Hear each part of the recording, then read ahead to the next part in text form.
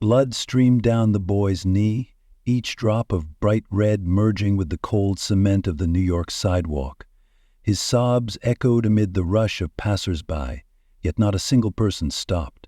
Every sound dissolved into the chaotic music of the city, a place where a child's cries were just background noise to the unfeeling pace of life. But to Zoe, a thin black woman whose stomach had been gnawing with hunger for 2 days, those cries pierced through her exhaustion like a blade. She turned around. Her eyes were darkened from lack of sleep, but they still held a gentle light. Without hesitation, Zoe walked toward the boy, ignoring the skeptical glances from strangers. Her calloused, weathered hands gently lifted his injured knee, hands that starkly contrasted with the boy's pale, delicate skin. From the pocket of her tattered coat she pulled out a clean handkerchief, the only possession she had managed to hold on to, a small symbol of dignity. She pressed the fabric against the wound, her hands steady, as if she had tended to many fragile lives before. Zoe was no stranger to pain, physical or emotional, but she had never grown used to turning away from the pain of others. Not far away, a man in a suit, holding an expensive Italian leather briefcase, stopped in his tracks. Richard Montgomery, one of the wealthiest businessmen in the city, was witnessing the unthinkable, his son being cared for by a homeless woman. His chest tightened, fingers instinctively gripping the thousands of dollars briefcase. He had always believed the homeless were lazy, people who had brought misfortune upon themselves. His son Noah, just 7 years old, had run too far chasing a flock of pigeons.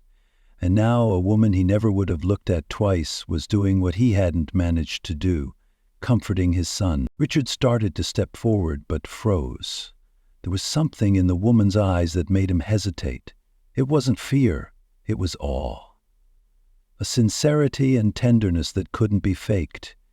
It was so real he couldn't look away. "Daddy," Noah shouted as he spotted Richard from afar and ran to him, his tear-streaked face lighting up with relief. He pointed toward Zoe, the woman who had helped him. "She helped me." Richard took a few steps forward, his usual confident stride now awkward and stiff. Before he could say a word, Zoe stepped back, eyes wide in alarm, as if she had become too used to judgment and being chased away. "Wait," Richard called softly, but Zoe had already melted into the crowd, like a dry leaf swept away by the indifferent current of people. He stood in silence, watching her disappear. Noah tugged at his sleeve. "Daddy," I heard her stomach growl. "She's really hungry." That night, a torrential rain swept through the streets of Manhattan. In a cold, shadowy corner beneath a small awning behind a building, Zoe curled up, hugging herself.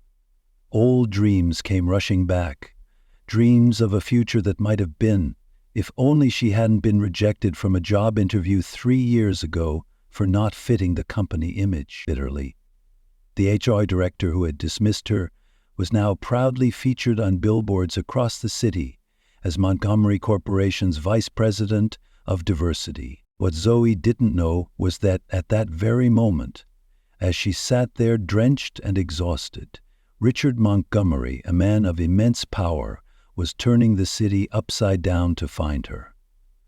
Partly out of guilt, something he hadn't felt in years, and partly out of awakening as if a stranger had just taught him how to be human again. 3 days passed, and the rain still hadn't let up when Zoe was hit with yet another blow.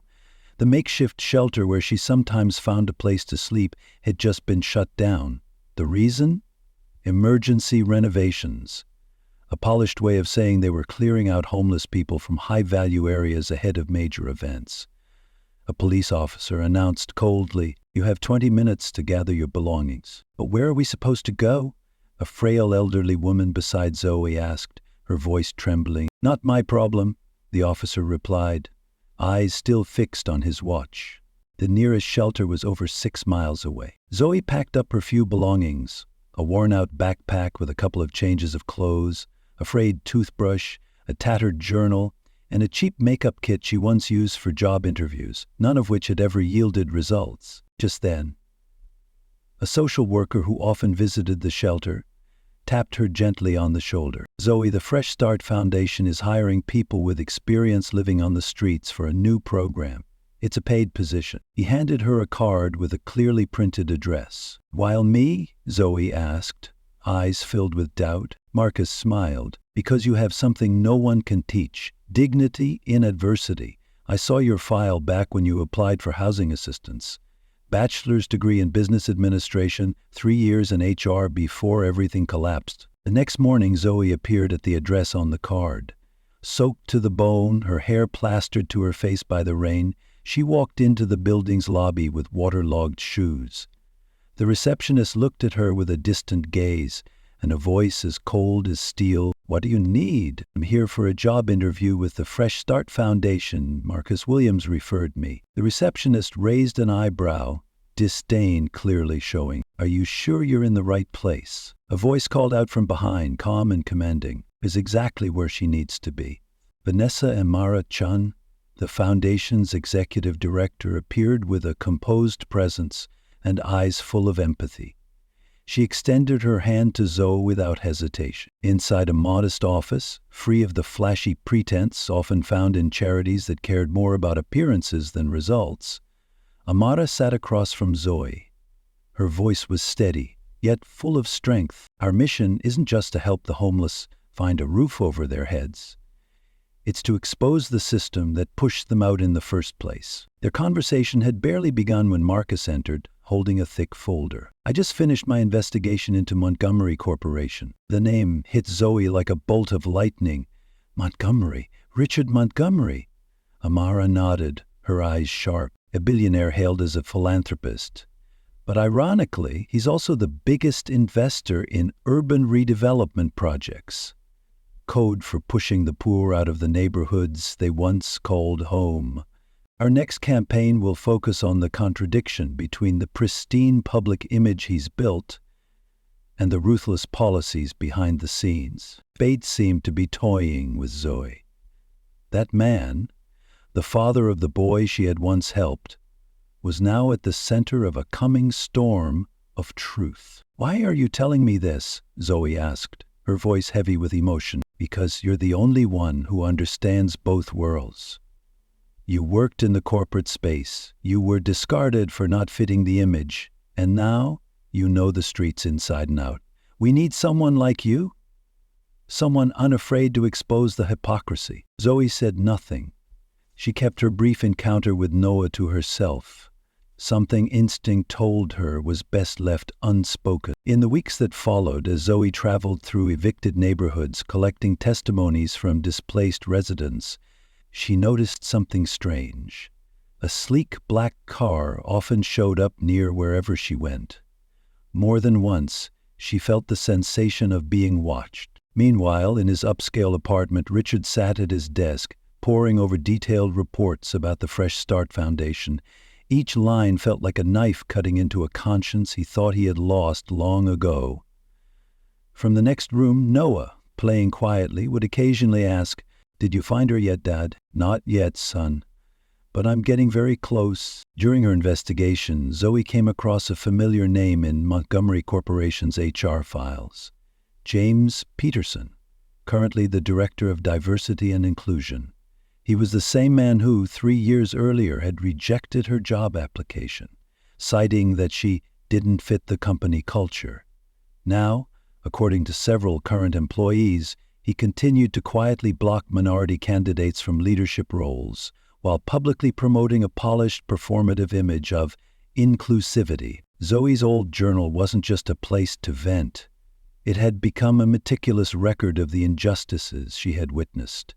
Sarcastic rejections, veiled discriminatory remarks in dozens of job interviews.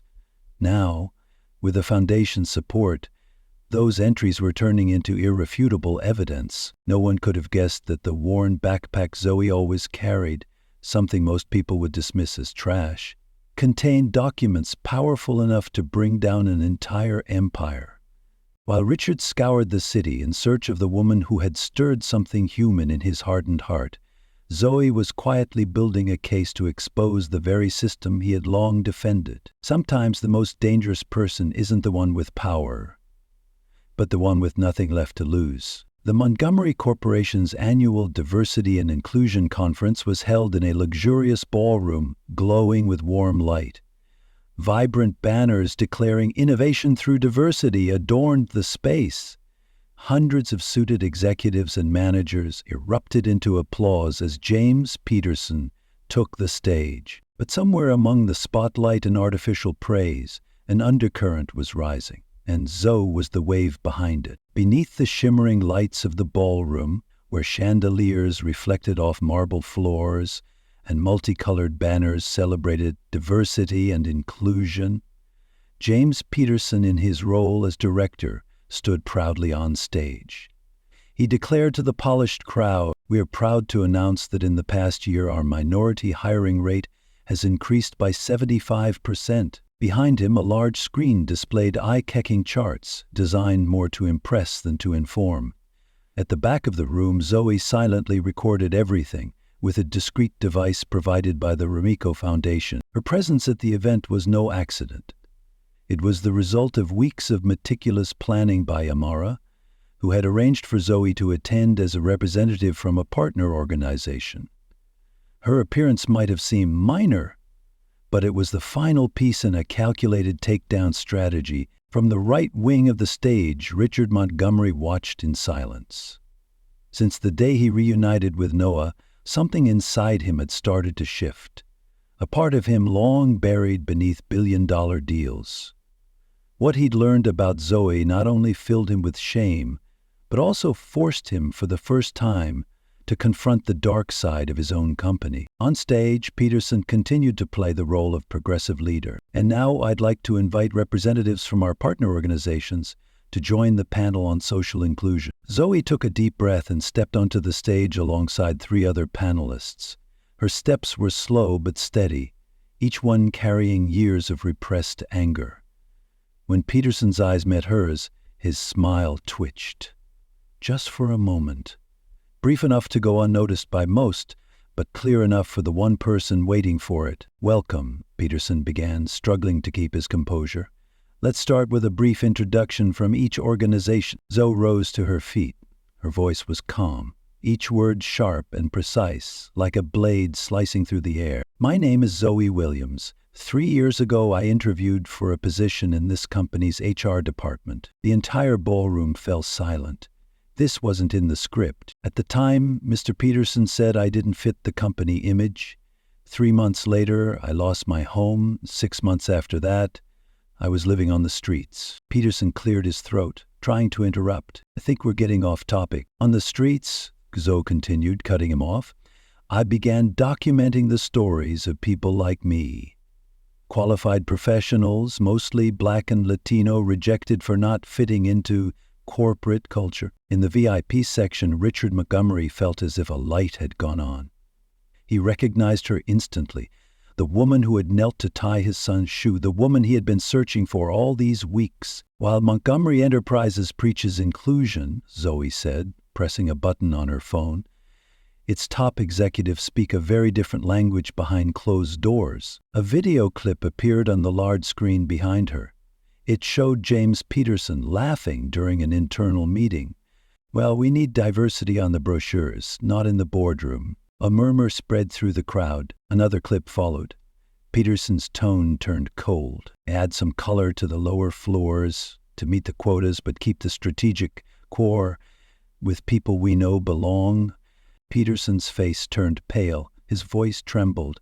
"That video's been edited, completely taken out of context." Zoe stood firm, unwavering. "I have the full recordings and documentation proving that under your leadership, 89% of qualified minority candidates were rejected with the same vague reasoning you once gave me." Now the screen displayed a stream of internal emails, text messages, and personnel evaluations, all containing clear signs of racial bias, collected from multiple testimonies, pages of journal entries, and evidence that had now become undeniable truth. The ballroom sank into suffocating silence, and in that moment a woman once dismissed for not fitting the company image brought an entire power structure to a standstill. In the tension-choked atmosphere, as stage lights illuminated every cracking expression on James Peterson's face, Richard Montgomery suddenly stood.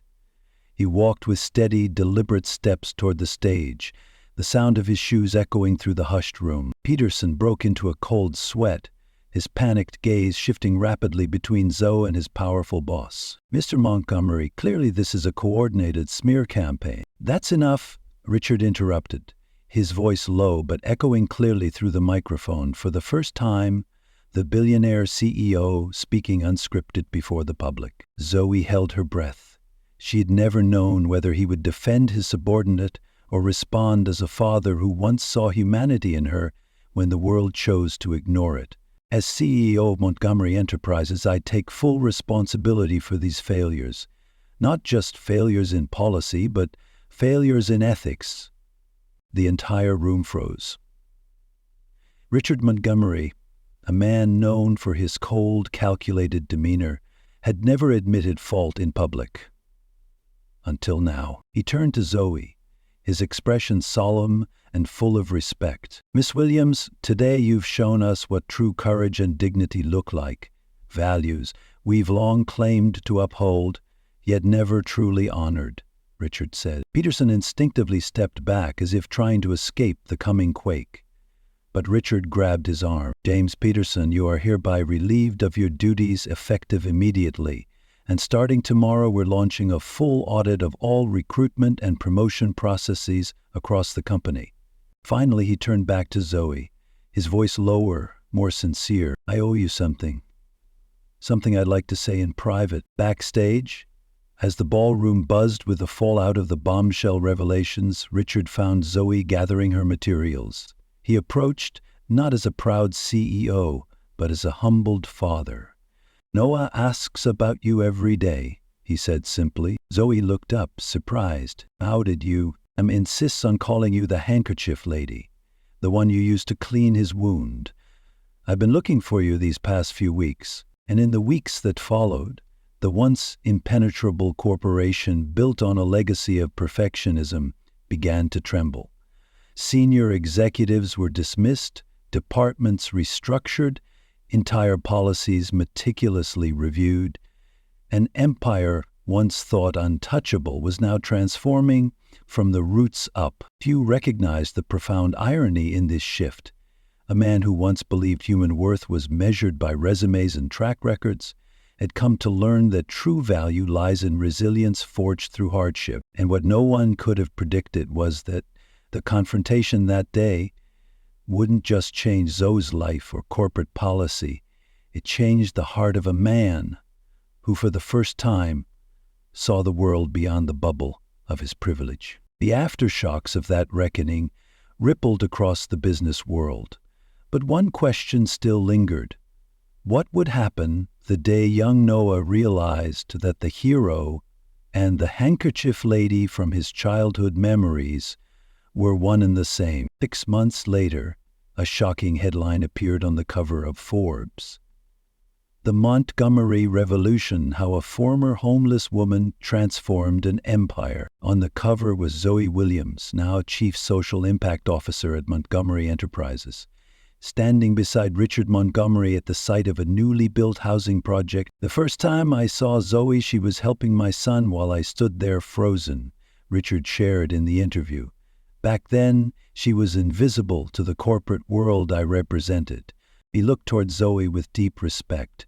"But today, she's the most important voice at our decision-making table." At the site of what was once a makeshift shelter, shut down under the guise of renovation, now stood a new vocational training center called the Handkerchief Project, inspired by Noah himself. The center not only offered temporary housing but also provided skills training and guaranteed employment pathways for those in vulnerable situations. And in just 6 months, over 200 formerly forgotten individuals were given a second chance. All of it began with a single handkerchief and the compassion of a woman the world once turned its back on. As Montgomery Enterprises continued its step-by-step restructuring, a new storm hit James Peterson. The individuals he had once rejected, candidates turned away due to their race or background, began to unite and file a class action lawsuit.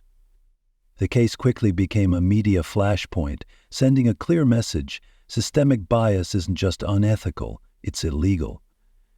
Peterson's career crumbled. No reputable company would touch his name. Ironically, he now found himself job hunting through the very system he had once manipulated to exclude others. In a viral TED Talk, Zoe appeared with her simple hairstyle, a steady gaze, and a voice full of compassion. "As doesn't just break spirits," she said. "It makes businesses miss out on growth and innovation.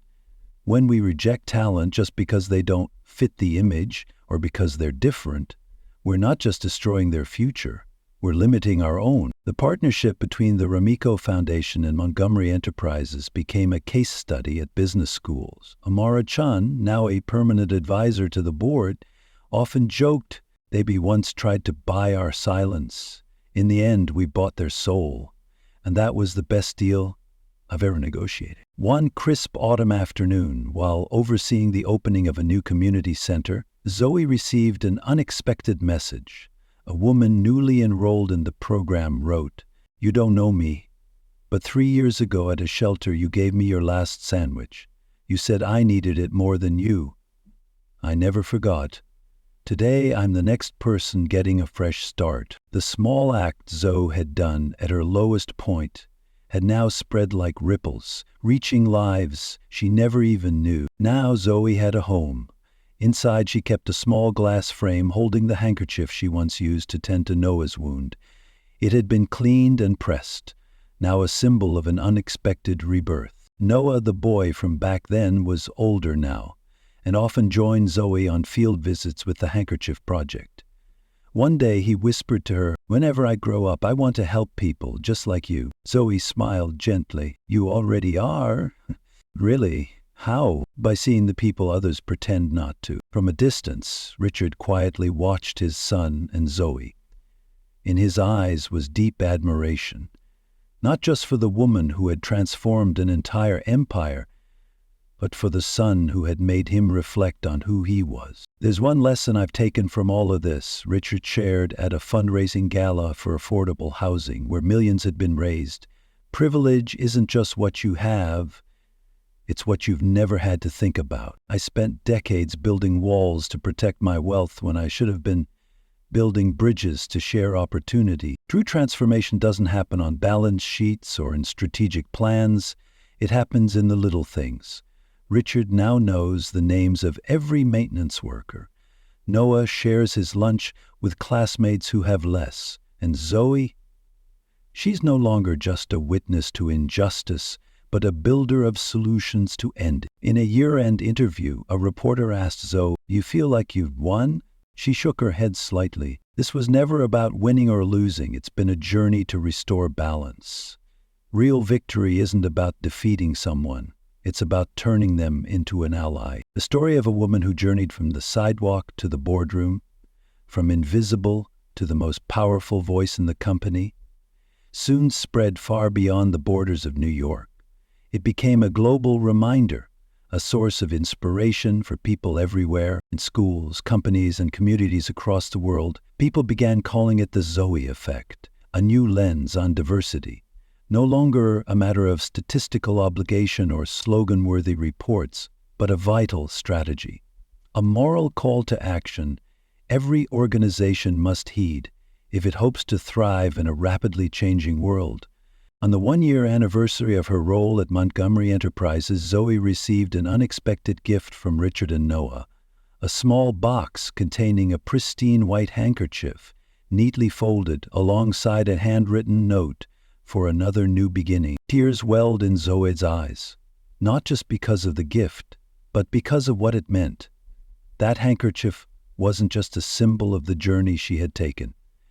It was a quiet reminder that every real transformation, every true revolution, begins with a small act, a gesture of kindness, even when the world turns its back on you. That night, standing by the window of the modest apartment she once dreamed of but never dared to believe could be hers, Zoe looked out over the city that had once rejected her.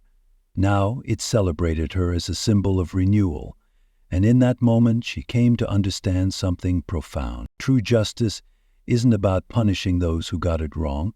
It's about creating a world where those wrongs become harder to repeat and easier to repair. The Manhattan lights shimmered against the towering glass windows like candles of hope. And in that glow, a simple truth emerged, gentle yet powerful, like a whisper from the heart. The most revolutionary act is not always to tear down an empire, but to transform it from within, using the same compassion you once offered to a stranger with a scraped knee. If this story touched your heart and made you reflect on the transformative power of the smallest acts of kindness, remember this. True greatness doesn't lie in grand gestures. It hides in the overlooked corners, where someone once forgotten finds the courage to rise and make the world listen. Because the most beautiful revenge against an unjust system is to rebuild it in your own way, with conviction, compassion, and a clean handkerchief. If you found this story meaningful and inspiring, don't forget to hit like, subscribe to the channel, and turn on notifications so you never miss another story of human depth and quiet power, where even the smallest details can create the biggest change.